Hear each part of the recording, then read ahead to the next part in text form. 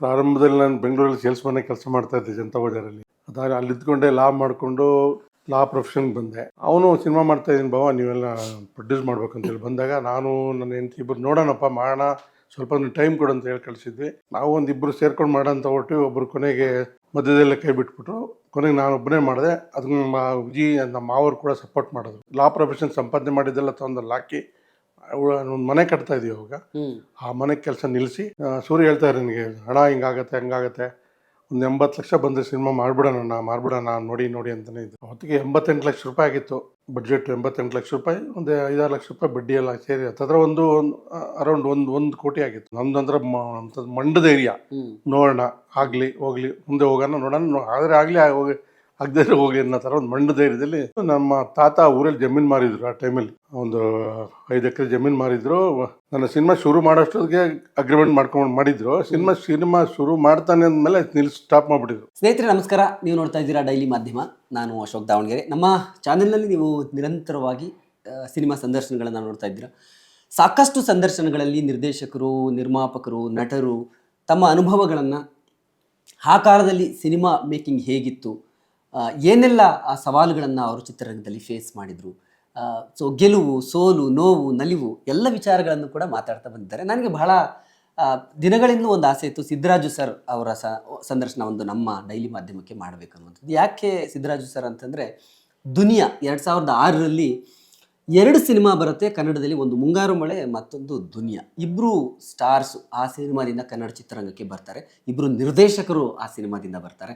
ಹಾಗೆ ಬಹಳಷ್ಟು ಕಲಾವಿದರು ಬರ್ತಾರೆ, ಮತ್ತು ನಿರ್ಮಾಪಕರು ಕೂಡ ಅದರಲ್ಲಿ ಹುಟ್ಕೊಳ್ತಾರೆ. ಹಾಗೆ ಹುಟ್ಕೊಂಡವರು ಸಿದ್ದರಾಜು ಸರ್ ಬಹಳ ಆಕಸ್ಮಿಕವಾಗಿ, ಅನಿರೀಕ್ಷಿತವಾಗಿ ಚಿತ್ರರಂಗದಲ್ಲಿ ತಮ್ಮ ಪ್ರಯಾಣವನ್ನು ಆರಂಭಿಸಿದರು.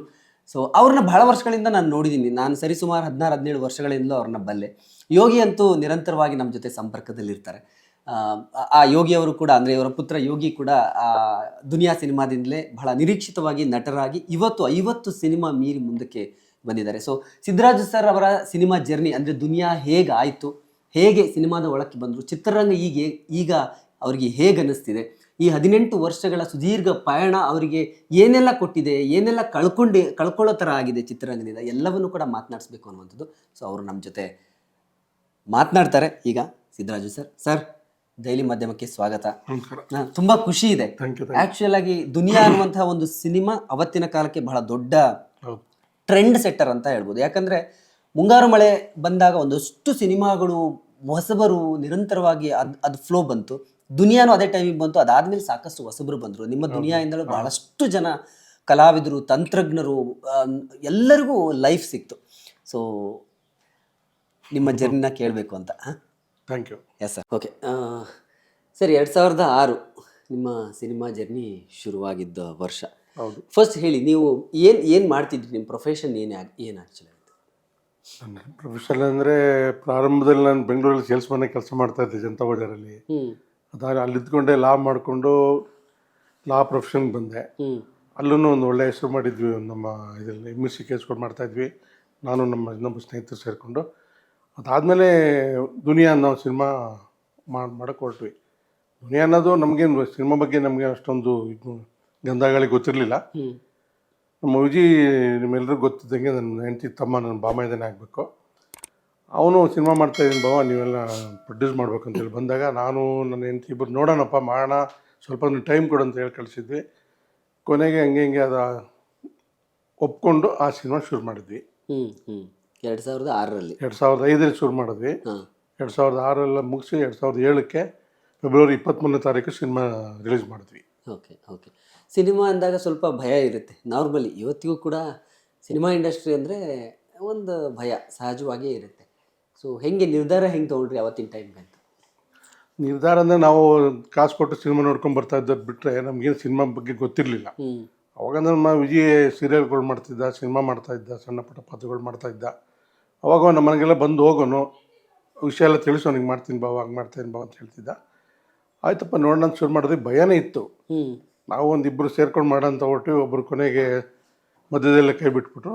ಕೊನೆಗೆ ನಾನು ಒಬ್ಬನೇ ಮಾಡಿದೆ. ಅದನ್ನ ವಿಜಯ್ ನಮ್ಮ ಮಾವರು ಕೂಡ ಸಪೋರ್ಟ್ ಮಾಡಿದ್ರು. ಅವರು ಕೂಡ ಸ್ವಲ್ಪ ಅಮೌಂಟ್ ಕೊಟ್ಟಿದ್ರು ನನಗೆ. ನಮ್ಮ ಪುರ ಸಂಪಾದನೆಯಲ್ಲಿ ಸಿನಿಮಾ ಶುರು ಮಾಡಿ ಕೊನೆಗೆ ಅಲ್ಲಿ ಇಲ್ಲಿ ಏನೋ ಎಲ್ಲ ತಂದು ಏನೇನೋ ಮಾಡಿ ಕೊನೆಗೆ ಸಿನಿಮಾ ರಿಲೀಸ್ ಮಾಡಿದ್ವಿ. ಓಕೆ. ಮಾವ ಅಂತಂದ್ರೆ ಯಾರು? ಮಾವ ಅಂದ್ರೆ ರುದ್ರಪ್ಪರ್ ಅಂತ ಹೇಳಿ ನಮ್ಮ ವಿಜಯ ತಂದೆ, ತಂದೆ ನಮ್ಮವ ಹೆಂಡತಿಯವರಪ್ಪ. ಅವರು ಕೂಡ ನಮ್ಮ ಸಿನಿಮಾಗೆ ಸ್ಟಾರ್ಟಿಂಗ್ ಎಲ್ಲ ಅವರೇ ಅಡ್ವಾನ್ಸ್ಗಳು ಅದೆಲ್ಲ ಕೊಟ್ಟು ಎಲ್ಲ ಬಂದಿದ್ರು.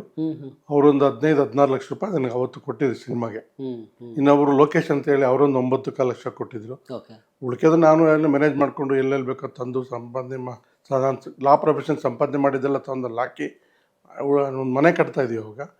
ಆ ಮನೆ ಕೆಲಸ ನಿಲ್ಲಿಸಿ ಆ ಸಿನಿಮಾ ಮಾಡಿ ಫೆಬ್ರವರಿ 23ನೇ ತಾರೀಕು 2007 ಸಿನಿಮಾ ರಿಲೀಸ್ ಮಾಡಿದ್ವಿ. ನಾವೇನು ಅಂದ್ಕೊಂಡಿರಲಿಲ್ಲ ಸಿನಿಮಾ ಇಷ್ಟು ಚೆನ್ನಾಗಿ ಆಗುತ್ತೆ ಹೋಗುತ್ತೆ ಅಂತ ಗೊತ್ತಿರಲಿಲ್ಲ. ಏನೋ ನಾವು ಹಾಕಿದ ಬಂಡವಾಳ ಬಂದರೆ ಸಾಕು ಅನ್ನೋ ಮಟ್ಟದಲ್ಲಿ ಸಿನಿಮಾ ಮಾಡಿದ್ವಿ. ಅವತ್ತು ಕೂಡ ಸೂರ್ಯ ಹಿಂಗೆ ಕೇಳ್ತಾ ಇದ್ವಿ. ಸೂರ್ಯ ಹೇಳ್ತಾ ಇದ್ರು ನನಗೆ, ಹಣ ಹಿಂಗಾಗತ್ತೆ ಹಂಗಾಗತ್ತೆ, ಒಂದು 80 ಲಕ್ಷ ಬಂದರೆ ಸಿನಿಮಾ ಮಾಡ್ಬಿಡೋಣ ನೋಡಿ ಅಂತಲೇ ಇದ್ರು. ನಾನು ನೋಡೋಣ ಇಷ್ಟೇ ಆಗಿದ್ದೀವಿ ಅಂತ, ಇನ್ನೇನು ಸಾಲ ಮಾಡಿದ್ದೀವಿ ನೋಡಿದ್ದೀವಿ, ಸಿನಿಮಾ ಚೆನ್ನಾಗಿ ಬಂದಿದೆ, ನಮಗೆಲ್ಲ ಇಷ್ಟ ಆಗಿದೆ, ನೋಡೋಣ ಅಂತ ಅಂದ್ಬಿಟ್ಟು ನಾವು ವೆಯ್ಟ್ ಮಾಡಿದೆ. ಕೊನೆಗೆ ಅದು ಎಲ್ಲೋ ಕರ್ಕೊಂಡೋಗಿ ನಮ್ಮನ್ನು ಎಲ್ಲರನ್ನೂ ನಿಲ್ಲಿಸ್ತು. ನನ್ನ, ಸೂರ್ಯನ, ವಿಜಿನ, ರಂಗಣ್ಣರಗೌರು, ಕಿಶೋರ್ ಅವರು, ನಮ್ಮ ಲೋಕೇಶ್ ಅಂತ ಹೇಳಿ ಅವರು, ಎಲ್ಲರೂ ನಮ್ಮ ಜೊತೆಗೆ ನನ್ನ ಮಗ ಯೋಗಿ ಲೂಸ್ ಮಾದ ಅನ್ನೋ ಹೆಸರಿಟ್ಕೊಂಡು ಇಲ್ಲಿ ತನಕನೂ ಒಳ್ಳೊಳ್ಳೆ ಸಿನಿಮಾಗಳು ಮಾಡ್ಕೊಂಬರ್ತಿದ್ದಾನೆ. ಆ ಒಂದು ಹೆಸರು ಅವ್ನಿಗೆ ಇನ್ನೂ ಚಾಲ್ತಿಯಲ್ಲಿ ಇದೆ. ಅವ್ನಿಗೆ ಒಳ್ಳೇದಾಗಿ ನಮ್ಮೆಲ್ಲರಿಗೂ ಒಳ್ಳೇದಾಯಿತು. ಅವತ್ತಿನ ಕಾಲಕ್ಕೆ ಎಷ್ಟು ಹಾಕಿದ್ರಿ ಸರ್ ಸಿನಿಮಾಗೆ ನೀವು? ಅವತ್ತಿಗೆ 88 ಲಕ್ಷ ರೂಪಾಯಿ ಆಗಿತ್ತು ಬಡ್ಜೆಟ್. 88 ಲಕ್ಷ ರೂಪಾಯಿ, ಒಂದು 5-6 ಲಕ್ಷ ರೂಪಾಯಿ ಬಡ್ಡಿ ಎಲ್ಲ ಸೇರಿ ಹತ್ತಿರ ಒಂದು ಅರೌಂಡ್ 1 ಕೋಟಿ ಆಗಿತ್ತು ಖರ್ಚು. ಆ ಟೈಮಲ್ಲಿ ಸಿನಿಮಾ ಕೂಡ ರಿಲೀಸ್ ಮಾಡೋರು ಯಾರು ಇರಲಿಲ್ಲ ನಮಗೆ. ಹೊಸ ಹೀರೋ, ಹೊಸ ಪ್ರೊಡ್ಯೂಸರು ನಾವು, ನಮ್ಗೆ ಗಾಂಧಿನಗರನ ಗೊತ್ತಿಲ್ಲ. ಅಂಥ ಟೈಮಲ್ಲಿ ಏನು ಮಾಡ್ಬೇಕಂದಿರೋ ಮಟ್ಟಕ್ಕೆ ನಮ್ಮ ಯೋಗರಾಜ್ ಭಟ್ರೆ ನಮ್ಮನ್ನು ಕರ್ಕೊಂಡೋಗಿ, ಅಷ್ಟಕ್ಕೆ ಮುಂಗಾರು ಮಳೆ ರಿಲೀಸ್ ಮಾಡಿದ್ರು ಜಯಣ್ಣ ಫಿಲ್ಮ್ಸ್ ಅವರು. ಯೋಗರಾಜ್ ಭಟ್ರು ಜಯಣ್ಣ ಫಿಲ್ಮ್ಸ್ ಅವ್ರ ಜಯಣ್ಣ ಹತ್ರ ಕರ್ಕೊಂಡೋಗಿ, ಜಯಣ್ಣ, ಭೋಗಣ್ಣ, ಡಾಕ್ಟರ್ ನರೇಂದ್ರ ಅವರು ಮತ್ತು ನಮ್ಮ ಮೋಹನಣ್ಣ ಎಲ್ಲ ಇದ್ದರು. ಅವ್ರು 4 ಜನ ಪಾರ್ಟ್ನರು. ಅವಾಗ ಚೆನ್ನಾಗಿ ನಡೀತಾ ಇತ್ತು ಆ ಟೈಮಲ್ಲಿ. ಒಂದು ನಮ್ಮ ಸಿನಿಮಾ ಅವರೆಲ್ಲ ಸೇರಿ ರಿಲೀಸ್ ಮಾಡಿಕೊಟ್ಟು ನಮಗೆಲ್ಲ ಒಳ್ಳೇದು ಮಾಡಿದ್ರು ಆ ಟೈಮಲ್ಲಿ. ಈಗ ಸೂರ್ಯ ಅವರು ಹೇಳಿದರು ಅಂತ ಹೇಳಿದ್ರೆ 80 ಲಕ್ಷಕ್ಕೆ ಸೇಲ್ ಮಾಡೋಣ ಅಂತ, ಯಾಕೆ ಆ ಟೈಮಲ್ಲಿ ಧೈರ್ಯ ಮಾಡಲಿಲ್ಲ ಅಂತ? ಅಂದರೆ ಯಾರು ಈಗ ನಾರ್ಮಲಿ ಹಾಕಿರೋ ಬಜೆಟ್ ಬಂದರೆ ಸಾಕು ಅನ್ನೋ ಸ್ಥಿತಿಯಲ್ಲಿ ಇರ್ತಾರೆ ಎಲ್ಲ. ಹೌದೌದು. ಯಾಕೆ ಮಾಡಲಿಲ್ಲ ಅನ್ನೋದಕ್ಕಿಂತ ಬದಲು ನಮಗೆ ಸಿನಿಮಾ ಮೇಲೆ ಒಳ್ಳೆ ಕಾನ್ಫಿಡೆನ್ಸ್ ಇತ್ತು. ಸಿನಿಮಾ ಚೆನ್ನಾಗಿ ಆಗ್ಬೋದೇನೋ ನೋಡಿ, ನಮ್ಮ ಅಣ್ಣ ಹಣೆ ಬರೋಕ್ಕೆ ಹೊಣೆಯಾರಿಲ್ಲ ಅನ್ನೋದು ನಮ್ದಂದ್ರೆ ಅಂಥದ್ದು ಮಂಡ ಧೈರ್ಯ. ನೋಡೋಣ, ಆಗಲಿ ಹೋಗಲಿ, ಮುಂದೆ ಹೋಗೋಣ, ನೋಡೋಣ, ಆದರೆ ಆಗಲಿ ಆಗದೇ ಹೋಗಲಿ ಅನ್ನೋ ಥರ ಒಂದು ಮಂಡ ಧೈರ್ಯದಲ್ಲಿ ಹಂಗೆ ಇಟ್ಕೊಂಡಿದ್ವಿ. ಜೊತೆಗೆ ಮಂಡ ಧೈರ್ಯ ಅನ್ನೋದಕ್ಕಿಂತ ಮೊದಲು ನಮ್ಮ ತಾತ ಊರಲ್ಲಿ ಜಮೀನು ಮಾರಿದ್ರು. ಆ ಟೈಮಲ್ಲಿ ಒಂದು 5 ಎಕರೆ ಜಮೀನು ಮಾರಿದ್ರು. ನನ್ನ ಸಿನಿಮಾ ಶುರು ಮಾಡೋಷ್ಟೊತ್ತಿಗೆ ಅಗ್ರಿಮೆಂಟ್ ಮಾಡ್ಕೊಂಡು ಮಾಡಿದ್ರು. ಸಿನಿಮಾ ಶುರು ಮಾಡ್ತಾನೆ ಅಂದಮೇಲೆ ಸ್ಟಾಪ್ ಮಾಡಿಬಿಟ್ಟಿದ್ರು. ಇವನ್ನೆಲ್ಲ ದುಡ್ಡೆಲ್ಲ ಸ್ಟಾಪ್ ಮಾಡಿಬಿಟ್ರು. ಹೌದು, ಅಗ್ರಿಮೆಂಟ್ ಆಗಿದ್ದು ನಿಲ್ಲಿಸ್ಬಿಟ್ರು. ಅವಾಗ ಇವನ್ನೆಲ್ಲ ದುಡ್ಡು ಕೊಟ್ಟು ಸಿನಿಮಾಗೆ ತೊಗೊಂಡೋಗಿ ಹಾಕೊಂಡು ಕಳ್ಕೊಂಡ್ಬಿಡ್ತಾನೆ ಅನ್ನೋ ಮಟ್ಟಕ್ಕೆ. ಅದೊಂದು ಧೈರ್ಯ ಇತ್ತು ನನಗೆ, ಭಗವಂತ ಒಳ್ಳೇದು ಮಾಡಲಿಲ್ಲ ಅಂತ ಅಲ್ಲಿ ಏನೋ ಆಗುತ್ತೆ ತೀರ್ಸ್ಕೊಡೋಣ ಒಂದು ಧೈರ್ಯ ಇತ್ತು. ಹಂಗಾಗಿ ಸಿನಿಮಾ ಯಾರಿಗೂ ಕೊಡಲಿಲ್ಲ. ನಾಳೆ cinema release Mysuru area 14 lakh ರೂಪಾಯಿ ಕೇಳ್ತಾ ಇದ್ದಾರೆ ಅಂತ ಜಯಣ್ಣ ಕೂತ್ಕೊಂಡು, ಎಲ್ಲ ಕಡೆ ಬಾಕ್ಸ್ ಹೊಟ್ಟೋಗಿದೆ, ರೀಲೆಲ್ಲ ಹೊಟ್ಟೋಗಿತ್ತು. ಆವಾಗ ಜಯಣ್ಣರು ಫೋನ್ ನನ್ನ ಎದುರುಗಡೆ ಕೂಡ, ನೋಡೋಣ 14 ಲಕ್ಷ ಕೇಳ್ತಾರೆ ಮೈಸೂರಿಗೆ ಕೊಟ್ಬಿಡೋಣ ಅಂದರು. ಯಾವುದೇ ಕಾರಣಕ್ಕೆ ಕೊಡೋಂಗಿಲ್ಲ, ಬೇಡ ಬಿಡಪ್ಪ ಅಂತಂದ್ವಿ. 14 ಲಕ್ಷ ಮೈಸೂರಿಗೆ ಸೇಲ್, ಮೈಸೂರು ಏರಿಯಾಗೆ ಫುಲ್ ಸೇಲ್ ಕೊಟ್ಬಿಡೋಣ, ಅಷ್ಟೇ 14 ಲಕ್ಷ ಕೊಟ್ಬಿಡ್ತಾರೆ ನಮ್ಮ ಮಟ್ಟಕ್ಕೆ ಕೇಳಿದ್ರು. ನಾನು ಇಲ್ಲ ಬೇಡ, ನೋಡೋಣ, ನಾಳೆ ರಿಲೀಸ್ ಆಗ್ತಾ ಇದೆ, ಆದಮೇಲೆ ಏನಾಗುತ್ತೋ ನೋಡೋಣ ಅಂದ್ಬಿಟ್ಟು ನಾನು ಅವಾಗ ಧೈರ್ಯ ಬಿಟ್ಟು ಕೊಡಲಿಲ್ಲ. ಅದೇ 1,40,00,000 ಸಂಪಾದನೆ ಆಯ್ತಲ್ಲ. 14 ಲಕ್ಷದಲ್ಲಿ 1,40,00,000 ಮೈಸೂರಲ್ಲೇ ಆಯಿತು ಅಂತಂದರೆ ಇನ್ನು ನಮ್ಮ ಮನೆ ಬರೋ ಚೆನ್ನಾಗಿತ್ತು ಅಂತಂದರೆ. ಯಾವ್ಯಾವ ಏರಿಯಾದಲ್ಲಿ ಹೈಯೆಸ್ಟ್ ಕಲೆಕ್ಷನ್ ಆಗಿತ್ತು ಸರ್ ಆ ಟೈಮಲ್ಲಿ? ಎಲ್ಲ ಕಡೆ ಸರ್, ಎಂಟೈರ್ ಕರ್ನಾಟಕ, ಇಲ್ಲೇ ಅಂತ ಹೇಳೋಂಗಿಲ್ಲ, ಎಲ್ಲ ಕಡೆ. ನೀವು MMH ಇರ್ಬೋದು, ಕೋಲಾರ ಇರ್ಬೋದು, ಹುಬ್ಳಿ, ಧಾರವಾಡ, ಎಲ್ಲೆಲ್ಲಿ, ಚಿತ್ರದುರ್ಗ, ಪ್ರತಿಯೊಂದರಲ್ಲೂ ನಾವೇನು ಎಕ್ಸ್ಪೆಕ್ಟೇ ಮಾಡಿರಲಿಲ್ಲ ಆ ಥರ ಸಿನಿಮಾ ಆಗುತ್ತೆ ಅಂತ. ಬಿಗಿನಿಂಗ್ ಮಾರ್ನಿಂಗ್ ಶೋಯಿಂದನೇ ಶುರು ಆಯಿತು ನಮ್ಮದು.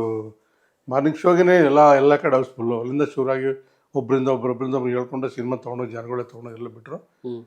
ಹಂಗೂ ನಮ್ಮ ಯೋಗರಾಜ್ ಬಿಟ್ಟರು ಒಂದು 2 ದಿನ ಸಿಕ್ಬಿಟ್ಟು, ಅವ್ರು ಸಿನಿಮಾ ರಿಲೀಸ್ ಆಗಿ ನೆಕ್ಸ್ಟ್ ಡೇನೇ ಸಿಕ್ಕಿ, ಸಿದ್ದಣ್ಣ ಇನ್ನೇನು ತಲೆ ಕೆಡ್ಸ್ಕೊಳ್ಳೋಂಗಿಲ್ಲ, ನೀವು ಯಾವುದೇ ಪ್ರಚಾರ ಗೀಚಾರ ಏನು ಬೇಕಿಲ್ಲ, ಜನಗಳೇ ತೊಗೊಂಡವರು ಸಿನಿಮಾ ಅಂತ ಅವರು ಎಲ್ಲರೂ ಖುಷಿಪಟ್ಟರು.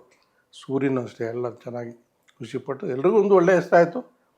ನಮಗೂ ಎಲ್ಲ ಕೊಟ್ಟು ತಂದು ತೀರಿಸ್ಕೊಂಡು ನಾವೆಲ್ಲ ಸಮಾಧಾನವಾಗಿದ್ವಿ. ವಿಜಯ್ ಅವರು ಹೀರೋ ಅಂದಾಗ ಭಾಳಷ್ಟು ಮಾತಾಡಿದ್ದು ಅಂದರೆ ಒಂದು ಸರೌಂಡಿಂಗ್ ಗೊತ್ತಾಗುತ್ತೆ ಒಪಿನಿಯನ್ಸ್. ಇಲ್ಲ, ಹೀರೋ ಬಗ್ಗೆ ಕಮೆಂಟ್ಸ್ ಎಂದೂ ಬಂದಿಲ್ಲ. ನಾವು ಹೀರೋ ಥರದಲ್ಲಿ ನೋಡಿಲ್ಲ ಅವನ್ನ. ಅವ್ನು ಕಷ್ಟಜೀವಿ, ಸಣ್ಣ ಪುಟ್ಟ ಪಾತ್ರ ಮಾಡೋನು, ಡೆಡಿಕೇಟೆಡ್ ತುಂಬ. ಪ್ರತಿಯೊಂದು ಎಂಟೈರ್ ಡೀಟೇಲ್ ತೊಗೊಂಡು ಕೆಲಸ ಮಾಡ್ತಾನೆ ಅದ್ರ ಬಗ್ಗೆ ನಮ್ಗೆ ಭರವಸೆ ಇತ್ತು. ಬಟ್ ಅಂದು ಹೇಳಿದ್ದಾರೆ, ತುಂಬ ಜನ ಅಂದ್ಕೊಂಡಿದ್ದಾರೆ ನನ್ನ ಫಸ್ಟ್ ಹೇಳೋದಾದ್ರೆ ನನಗೆ ಸಿನಿಮಾ ಬೇಡ ಅನ್ನೋ ಥರ ಮಾತಾಡೋದು ನಮ್ಮ ಫ್ರೆಂಡ್ಸ್ ಎಲ್ಲ. ಸಿದ್ದಣ್ಣ ಹಿಂಗೆ ಲಾ ಪ್ರೊಫೆಷನ್ ಚೆನ್ನಾಗಿದ್ದ, ಯಾಕೆ ಸಿನಿಮಾ ಮಾಡೋಕ್ಕೆ ಹೋದ, ಸಿನಿಮಾ ಮಾಡಿ ತುಂಬ ಜನ ಕೈ ಸುಟ್ಕೊಂಡಿದ್ದಾರೆ, ಇವನು ಏನಾಗ್ತಾನೆ ಅನ್ನೋ ಮಟ್ಟಿಗೆ ನಮ್ಮ ಫ್ರೆಂಡ್ಸ್ಗಳು ಕೆಲವರೆಲ್ಲ ತುಂಬ ದೂರನೇ ಆದರು. ಅಲ್ಲ, ಈ ನೋಡಿ ಸಿನಿಮಾ ಮಾಡೋದಕ್ಕಿಂತ ಅವ್ನ ಕತೆ ನೋಡಿ ಒಪ್ಕೊಂಡು ಕೆಲಸ ಮಾಡೋದ್ರಲ್ಲಿ ಅದು ತುಂಬ ಇಷ್ಟ ನಮಗೆ. ಇಲ್ಲಿ ತನಕ ಯಾವ ಲ್ಯಾಂಗ್ವೇಜಲ್ಲೂ ದುನಿಯಾ ಸಿನಿಮಾ ಮಾಡೋಕ್ಕಾಗಲಿಲ್ಲ.